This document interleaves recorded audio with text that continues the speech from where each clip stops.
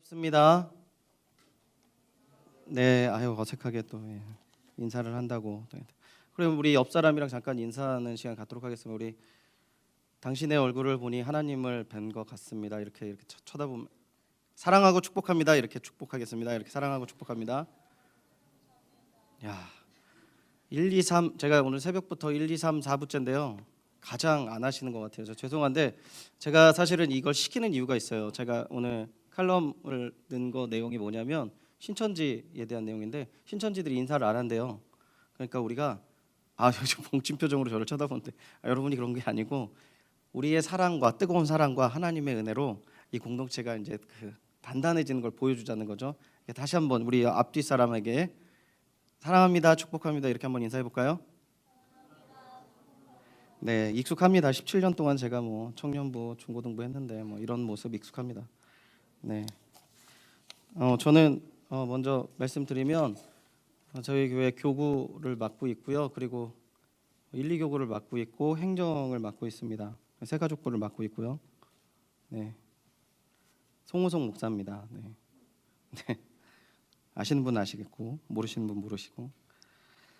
네, 오늘 우리가 나눌 사사기 말씀을 보면은 사사기 말씀은 구약성경 흐름 속에서 이런 주제로 볼 수 있어요. 뭐냐면 하나님의 백성들이 적과 꿀이 흐르는 가나안 땅에서 하나님의 통치를 받은 이상적인 정치 체계를 볼 수 있고 기대할 수 있는 것이죠. 쉽게 얘기하면 하나님의 백성이 하나님으로부터 통치를 받아서 이렇게 어떤 풍성한 것들을 누릴 수 있는 아름다운 내용들을 볼 수 있고 기대할 수 있는 게 뭐냐? 사사기였다는 거예요. 사사 시대였다라는 거죠.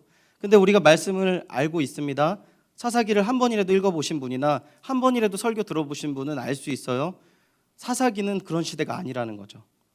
하나님을 닮아가고 하나님의 뜻이 밝혀지고 천국과 같은 나라를 이루는 것이 아니라 그 나라 어떤 나라가 되었습니까? 하나님을 닮아가기보다는 이방 민족들을 더욱더 닮아가는 나라가 되어가는 모습을 보여주고 있어요. 심지어 300년이라는 기간 동안에 사이클을 이렇게 계속 돌려갑니다. 어떤 사이클이 되냐면 첫 번째는 이들이 하나님을 등지죠. 배교합니다. 배교하고 나서 어떻게 해요? 하나님께서 그들을 놔두지 않으시고 징계를 내리십니다. 이방 민족을 통해서 징계를 내리셔요. 그 다음에 어떻게 됩니까? 징계를 내리시고 이들이 그 고통 가운데 있다가 버티다 못해서 주님 앞에 나옵니다. 죄송합니다. 용서해 주십시오. 나와요. 그 다음 마지막은 뭐죠? 어떻게 되죠? 마지막엔 하나님께서 사사를 보내주셔서 그들을 구원하세요. 구원하면 돌아와야 되는데 구원하면 다시 깨닫고 들어와야 되는데 300년이란 기간 동안에 점점점 그들은 누구를 닮아가냐면 이방인들을 닮아가는 것이죠. 우리가 이 먼저 사사기의 본문을 들어가기 전에 우리가 좀 바라보고 가야 될 것은 무엇이냐면 신앙이라는 것은 이 교회의 소속감이 주어주는 것이 절대 아니에요. 큰 교회 건물이 주어지는 것이 아니고 내가 이 교회에서 10년, 20년 다녔다라는 것이 절대 그것을 보장해 주지 않는다는 거예요. 심지어는 제가 목사이지만 목사도 그것을 보장해 주지 않는다는 거예요. 무엇이 보장해 줍니까? 우리가 하나님의 말씀을 듣고 주님에게 따라가며 주님께 올바른 삶의 예배로 들어지는 그 헌신된 삶이 되지 않으면 그렇게 나아갈 수 없는 거예요. 기대할 수 없는 것이죠. 그런데 이스라엘은 300년이라는 시간을 이렇게 보냈습니다. 우리가 이제 입다가 길르앗 지도자가 된 상황이 어떠한 상황이었냐? 이미 이스라엘 백성이 18년 동안이나 동쪽의 암몬 족속과 남쪽의 해안의 블레셋 사람들에게 학대를 당해온 때였습니다. 왜 학대를 받았습니까? 이거 하나님의 진노와 징계라는 것이죠. 왜 징계를 받았죠?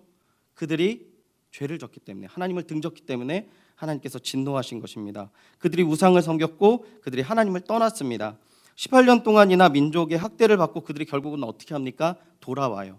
하나님 앞에 회개해요. 그리고 뭐라고 얘기하냐면 심지어 이렇게까지 고백합니다. 주님, 우리를 멸망시키든지 우리를 회복시키든지 그거 모두 다 주님께 맡기겠습니다. 그거 모두 다 어떠한 결정을 내리시든 하나님이 선하신 것이고 하나님이 맞습니다. 이렇게 고백을 해요. 그런데 그때 마침 어떠한 일이 일어나냐면 암몬 족속이 전쟁하러 내려오는 거예요. 그래서 길르앗에 진을 칩니다. 그리고 미스바에 이 사람들이 이제 대항하러 나왔어요.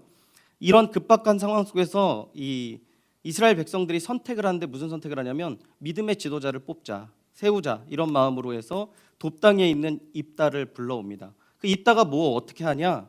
이 입다가 오자마자 하게 된 것은 뭐냐면 암몬 왕과 대화를 해요.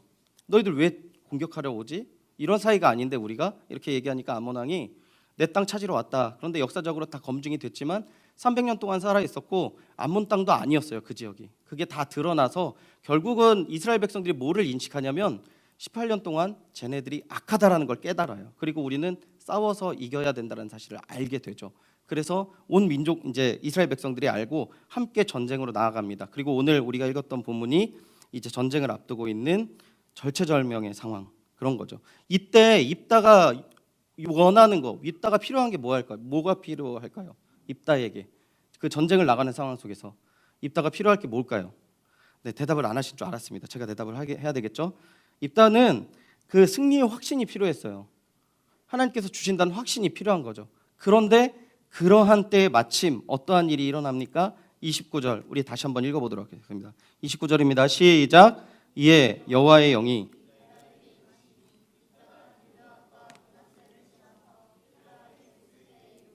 길르앗의 미스베에서부터 암몬 자손에게로 나아갈. 기가 막히지 않습니까? 확신이 필요하고 명확함이 필요할 때 뭐가 임해요? 하나님의 영이 임해요. 300년 동안 이렇게 됐어요. 이스라엘 백성들이 300년 동안 봐왔던 사건들이 이 사건이었어요. 구원자가 필요할 때 구원자가 자신의 힘과 능력으로 구원을 얻었던 게 아니죠. 하나님께서 함께 하시고 성령의 임함에 따라서 그들의 권능과 지혜와 은혜를 받고 어디 나갑니까? 힘을 얻어서 전쟁에 싸워서 이겼다라는 것이에요. 그러니까 지금 하나님께서 기가 막힌 그때에 하나님이 임하고 이제 무엇을 우리가 기대하면 됩니까? 아, 이제 전쟁에 승리하는 소식을 보면 되는구나 라고 해야 되는데 30절 31절에는 우리가 기대하는 것과는 전혀 다른 내용이 있어요. 30절 31절을 우리 다시 한 번 더 읽도록 하겠습니다. 시작. 그가 여호와께 서원하여 이르되 주께서 과연 암몬 자손을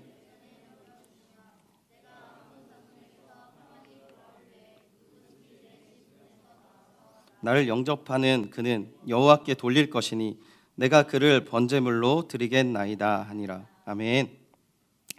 그때 입다가 무엇을 합니까? 서원을 해요. 서원. 여러분 서원에 대해서 명확하게 아세요? 이 레위기 말씀 속에서 서원에 대해서 나왔는데 레위기 말씀 속에서 서원이 뭐냐? 감사제예요. 감사를 드리는 제사 가운데 포함되어 있는 거예요. 그러니까 뭐냐면 하나님께서 이만큼 해주심을 너무 감사드리는 거예요.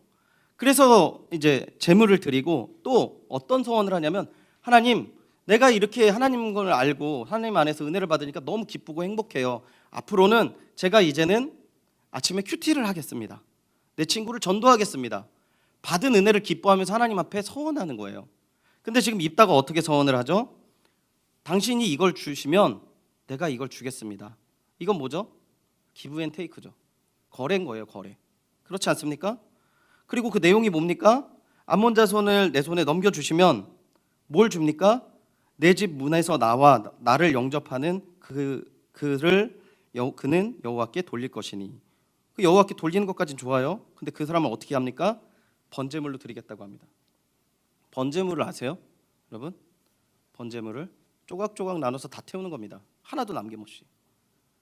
웬만한 거는 이제 좋은 부인 나눠가지고 먹습니다. 근데 이거는 아예 조각조각 나눠서 다 태워버리겠다 이런 뜻이에요. 왜 이렇게 서원을 했을까요? 근데 우리가 이 본문을 조금만 정리를 하면은 여러분 읽어보셨지만 입다의 서원이 승리를 주시면 자신의 집에서 가장 먼저 나온 사람을 번제 드리겠다 이렇게 나오고 있는데 전쟁을 승리합니다. 하나님께서 승리를 당연히 주시죠. 근데 돌아오는 상황에서 누가 나옵니까? 딸이 나와요. 입다 딸이. 감격과 감사와 기쁨의 날에 초상집으로 바뀌는 순간을 맞이하게 되는 것이죠. 그러니까 우리가 여기에서 궁금해해야 될 게 뭐냐면 가장 중요한 건 뭐냐면 입다가 왜 이런 소원을 했냐라는 것이에요. 우리가 알 수 있어요. 처음에 시작할 때 제가 얘기했으니까 확실한 승리를 보장받기 위해서 나간 거죠. 그리고 이거 29절을 보면 가는 길에 입다가 충분히 생각하고 딱 그 길르앗 앞에 암몬 자손과 만나기 직전에 이 서원을 공식적으로 이야기하는 거예요. 그러니까 모든 이 사람들이 알았던 거죠. 자, 그러면 왜 이런 서원을 하게 됐는지 승리의 확신을 갖게 하기 위해서라는 건 알겠는데 왜 그런데 이렇게 말도 안 되는 서원을 하게 되었는지 많은 신학자들, 제가 아니라 많은 신학자들, 목사님들이 뭐라고 그랬냐면 이런 표현을 쓰셨습니다. 인신 제사를 통해 신을 매수하는 이방 문화에 깊이 간염되었다 이러는 거죠. 이거는 그냥 대부분 학자들이 첫 번째 뽑는 거예요. 저 사람이 간염됐다 이방 문화에 이렇게 된 거죠. 그래서 예를 들어서 모압과 암몬의 경우에는 살아있는 자녀를 이제 불 가운데 지나가게 합니다. 그냥 불에 태워버리는 거죠. 그러면 그리고 전쟁에 나가요. 이런 관습이 있었어요. 그러니까 여기에 영향을 받았다 이렇게 나오는 거죠. 그래서 이 문화라는 것이 굉장히 무서운 거예요. 보세요. 지금 입다가 요구하는 게 잘한 겁니까? 잘못한 겁니까? 승리의 확신을 갖는 게 필요한 거죠. 물론 이전의 사람들 안 했지만 입다가 구한 게 잘못 구한 거라고 말할 수는 없어요. 그런데 이 부분에 대해서 우리도 좀 생각해 봐야 될 건 무엇이냐면 하나님 앞에서 분명히 하나님 일을 하는데 이것이 하나님이 기뻐하는 일인지 아닌지를 구분하지 못할 때가 있어요. 가끔씩 저한테 이런 전화가 옵니다. 가르치는 애들한테는 전화는 오진 않지만 가끔 이제 제가 이렇게 중고등학교 때 있었던 친구들이 제가 이제 목회를 한다고 그러니까 전화 올 때가 있어요. 지금은 이런 전화도 안 오지만 오빠 무슨 일이야? 대부분 전화하는 게 뭐냐면 초상이 났어. 오빠 좀 와줘야 되겠어. 뭐 이렇게 뭐 집에 문제가 있어. 오빠가 좀 기도해주고 좀 그냥 상담 좀 해줘야 되겠어. 뭐 이런 얘기만 합니다. 그런데 그 중에서 제일 어이없는 내용이 뭐냐면 오빠 내가 오늘 금식하기로 했거든 점심 때. 근데 이 사람 꼭 만나야 돼. 어떻게 해야 돼? 네가 알아서 해. 제가 항상 대답이 이렇거든요. 여러분 어떻게 해야 되죠? 아니 오빠 그게 말이지 이런 거야. 이 사람이 예수님을 안 믿는데 내가 만나서 이 사람한테 예수님을 꼭 전해서 밥을 먹으면서 전해야 되는데 어떻게 해야 돼? 대답할 가치도 없어요. 솔직히 말해서. 하나님과의 약속에 대해서 우리가 우선순위를 생각해 볼 수 있어요. 그러니까 이 금식이라는 부분이나 이런 부분에서 애매한 부분들이 너무나도 많아요. 그리고 우리들이 주로 판단을 어떻게 합니까? 신앙 안에서 우리 교회 오빠도 그렇게 했는데요. 아니 우리 아버지도 그랬는데요. 이렇게 하면 안 돼. 막 이렇게 얘기할 때 반론을 그렇게 제기해요.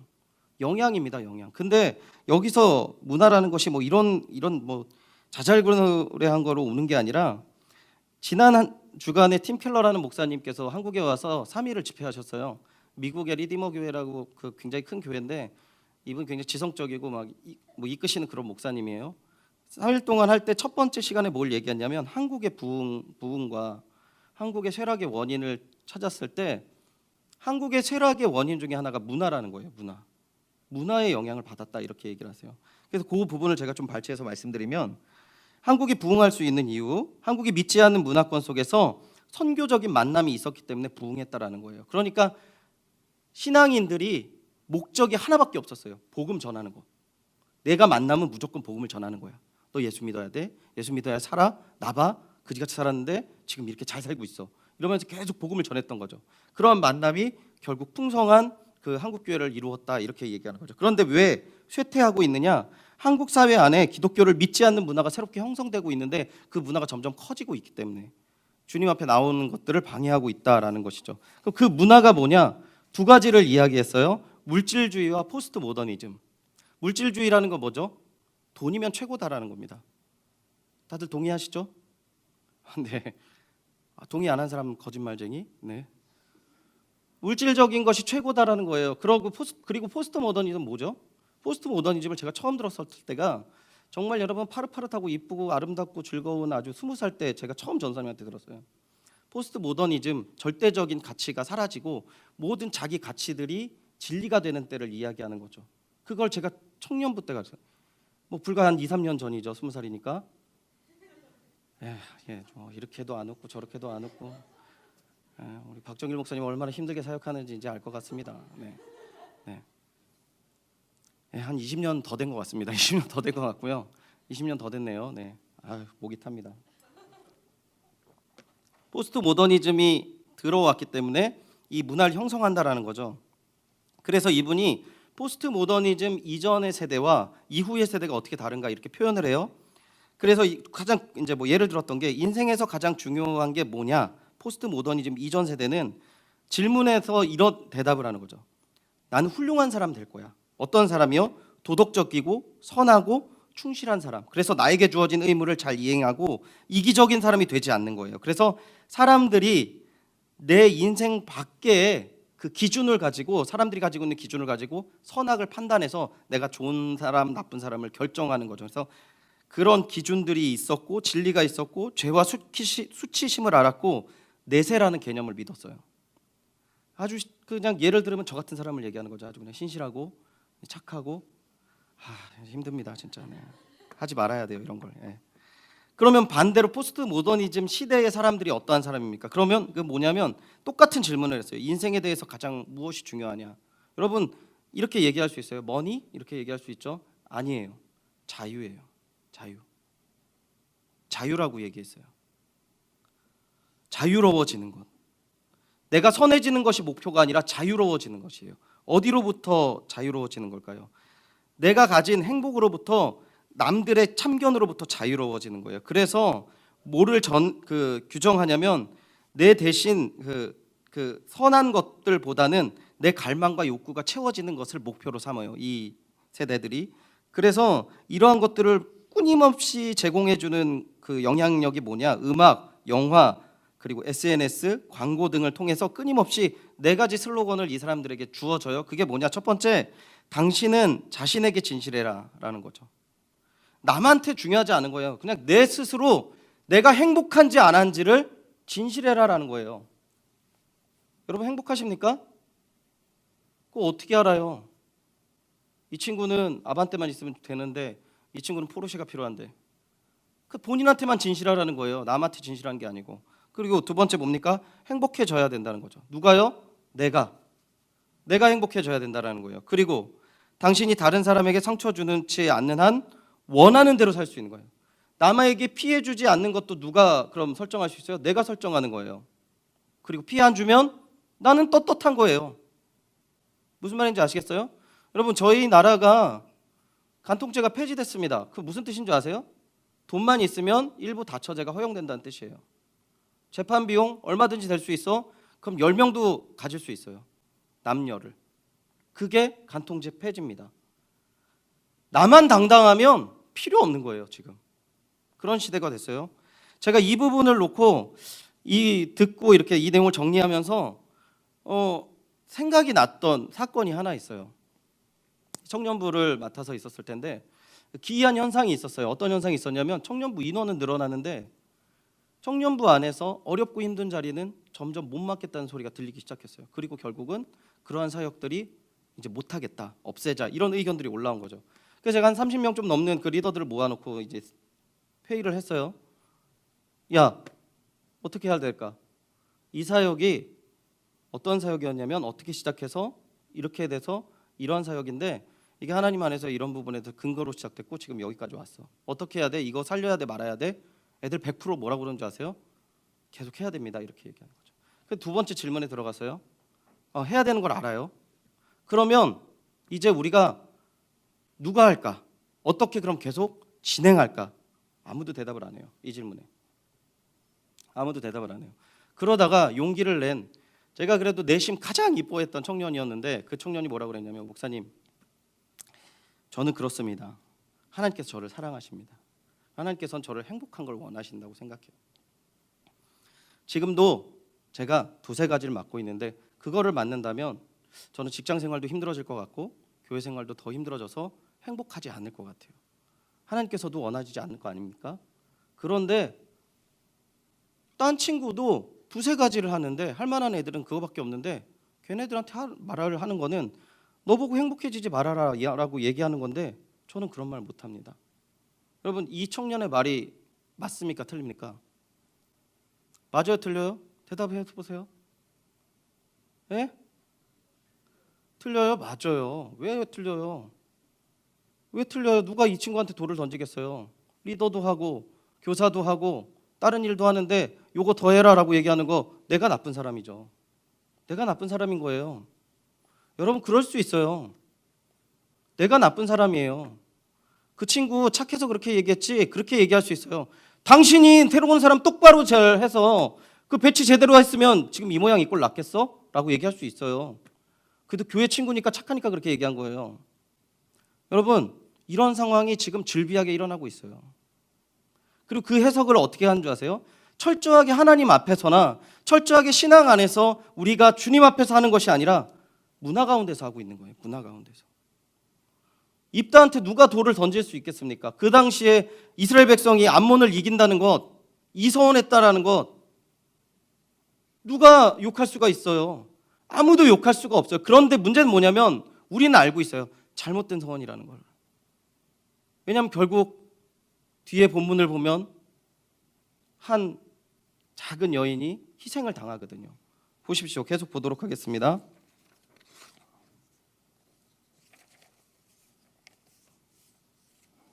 32절 계속 보도록 하겠습니다. 이에 입다가 암몬 자손에게 이르러 그들과 싸우더니 여호와께서 그들을 그의 손에 넘겨주심에 어떻게 되는 겁니까?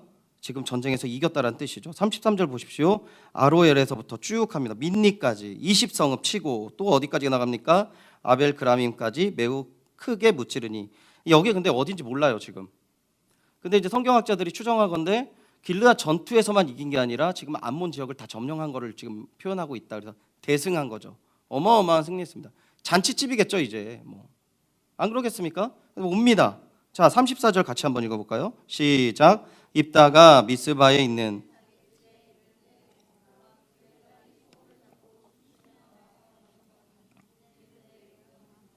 자, 잘했다 잘못했다를 판단하기 이후에 성경이 말하는 표현입니다. 성경이 뭐라고 말하냐면 뉘앙스가 이런 거예요. 입다가 이제 승리한 입다가 미스바에 있는 자기 집으로 오는데 누가 나옵니까? 야, 봐라 누가 나오는지. 이런 표현이에요. 강조하는 거예요 지금. 봐봐 누가 나오는지. 누가 나옵니까? 그의 딸이 소고를 잡고 춤추며 나와 영접하니라고 나와 있어요. 그리고 뒤에 꼬랑지가 하나 있는데 뭡니까? 이는 그의 무남 동료라. 자, 어떻게 할 거야? 이렇게 얘기하는 거예요 지금. 성경이 이야기하는 거예요. 봐라 네 딸 나오고 있네. 네 무남 동료 나오고 있어. 자, 35절 입다가 뭐라고 합니까? 입다가 이를 보고 자기 옷을 찢으며 이르되 어찌할꼬 내 딸이여 너는 나를 참담하게 하는 자요 너는 나를 괴롭게 하는 자 중에 하나로다. 내가 여호와를 향하여 입을 열었으니 능히 돌이키지 못하리로다 하니. 자, 35절까지 봤어요. 여러분 여기서 입다가 만약에 하나님 제가 잘못했습니다. 제 직분 다 버리고 차라리 저를 데리고 가십시오. 이거 제가 잘못한 겁니다. 엎드리고 울고 기도했다면 하나님께서 안 되는데 나 꼭 쟤 데리고 갈 건데. 여러분이 아는 하나님 그런 하나님이십니까? 아니 여러분 저를 보세요. 예, 다 끝났어요. 이제 저를 보세요. 거의 다 끝났어요 이제. 예. 그런 하나님이시냐고요. 여러분 이거 했을 때 여러분 의심을 가져야 돼요. 아브라함이 아들 이삭을 바쳐라라고 했을 때 그 데리고 가지 않습니까?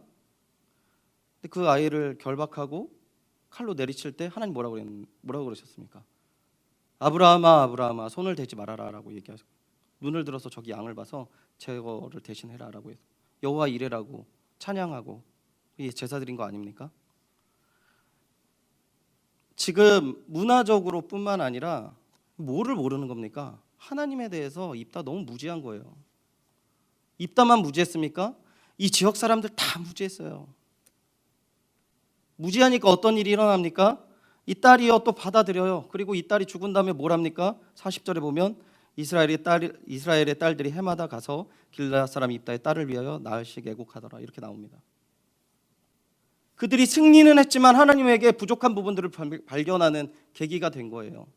근데 왜 기쁨을 누리지 못합니까? 하나님이 주신 승리 가운데 그들 가운데 여전히 죄가 있었고 여전히 무지가 있었어요. 하나님에 대해서 모르는 거예요. 근데 보면은 입다가 모르는 사람일까라고 생각할 수 있죠. 왜냐하면 암몬 왕이랑 얘기할 때 300년 역사를 가지고 따지고 들어서 이겼거든요. 그러니까 지식이 있었어요. 내용을 알고 있었다니까요. 그리고 하나님을 경험했잖아요. 하나님이 영이 임했다니까요. 그리고 그 영이 임하고 나아가는 그 모든 과정 속에서 집에서 쫓겨나서 부르심을 받고 순복하면서 나왔는데 하나님 모르겠습니까? 여러분 가장 중요한 거 잊지 마세요. 착각하면 안 돼요. 여러분 하나님 다 알고 있다라는 착각을 너무 많이 하는 거예요. 여러분 하나님 다 알고 계십니까? 우리 하나님을 몰라요. 우리 하나님을 너무 몰라요. 너무 모르는데 너무 교만해요. 너무 교만하니까 말씀 안 보는 거 아닙니까? 너무 교만하니까 성경 공부 시켜달라는 얘기 안 하는 거잖아요. 그리고 제가 청년부를 지냈던 그 시절에 이 어떤 사건이 하나 터졌는데 청년부가 다 흩어지는 걸 봤어요. 제가 정확하게 딱 3명 예배 드리는 적이 있었어요. 딱 3명. 설교하는 목사님 제외하고 저, 목사님 사모님, 목사님 자녀분 하나. 셋이 예배 드렸어요. 그렇게 예배 드려보신 적 있으신가요? 얼마나 비참한지 몰라요. 제가 그 비참함에 한 1년을 새벽 기도를 드리면서 하나님한테 부흥을 달라고 기도했고, 물론 저 말고도 너무 많은 사람들이 기도를 했습니다. 그 다음에 저희 공동체가, 저희 모교회가 120명, 200명, 300명 부흥하는 걸 제가 경험했거든요. 여러분, 부흥을 경험하지 않은 세대, 정말 하나님께서 나에게 오른손으로 굳건히 붙잡아 주셔서 어려움을 이기고 정말 하나님 뜻대로 가봤더니 이 길이 진리구나라고 아는 분이 얼마나 있을까요? 하나님에 대해서는 얼마든지 이야기를 할 수 있는데 정말 내 삶 속에서 살아계시고 역사하시고 은혜 내려주셔서 성령님이 충만한 그 확신 가운데서 적진으로 달려갈 수 있는 사람이 얼마나 있을까요? 이 시대에 아무도 없었다는 거예요. 아무도 없었습니다. 그런데 하나님께서 이 작은 소녀 하나를 통해서 나아갈 길을 알게 하시는 거죠. 36절 우리 같이 한번 읽어보겠습니다. 36절입니다. 시작. 딸이 그에게 이르되 나의 아버지여,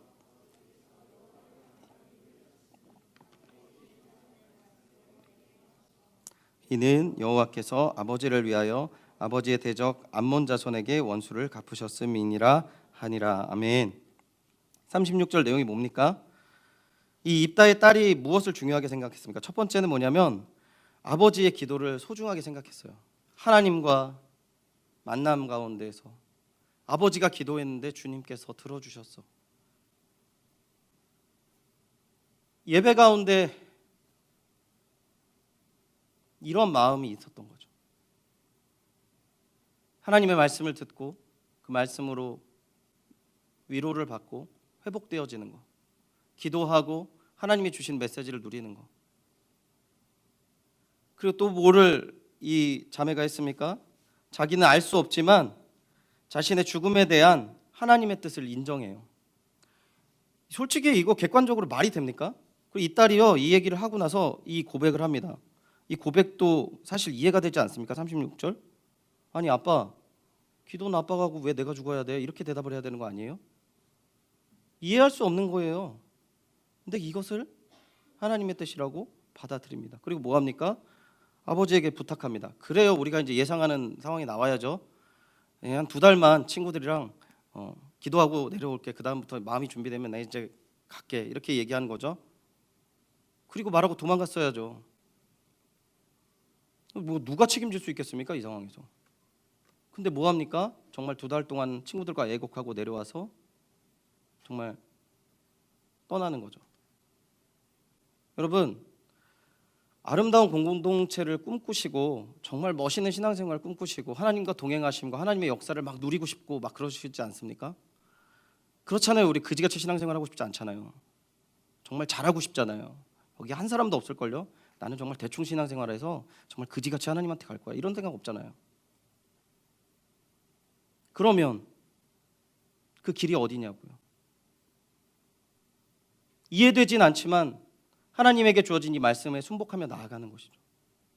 지금 답을 그렇게 얘기하고 있어요. 그리고 모든 사람들이 이 사건을 기억하면서 자신들을 애곡하고 돌아보게, 매년 돌아봤다, 이걸로 마무리 짓고 있거든요. 자, 그럼 우리가 결론을 내릴 수 있어요. 이제 그죠? 이해되지 않지만 하나님의 말씀에 순복해야 되겠다. 더 헌신해야 되겠구나. 2개의 일이 주어졌지만 3개의 일이 주어질 때 아멘, 기쁩니다, 할렐루야라고 가야 돼서 더 많은 걸 해야지 라고 마음이 드세요? 저는 솔직히 여기까지 설교를 준비하고요, 너무 큰 고민에 부딪혔어요. 왜냐하면 저한테 은혜가 하나도 안 되더라고요. 하나님 더요? 뭘 더요? 뭘? 아니 얼마나 더 해야 되는데.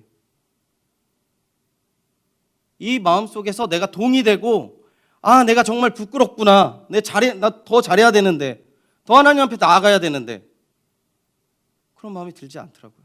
더 헌신하고 더 사랑하고. 이 말씀 전하는데 너무 힘드는 거예요. 시간은 없고 다른 거 준비할 시간은 없고. 근데 제가 이거를 마무리하고 이제 주중에 CF를 하나 봤거든요. 뭐 이제 추천할 만한 CF는 아닙니다. 이렇게 건전한 음료는 아니기 때문에.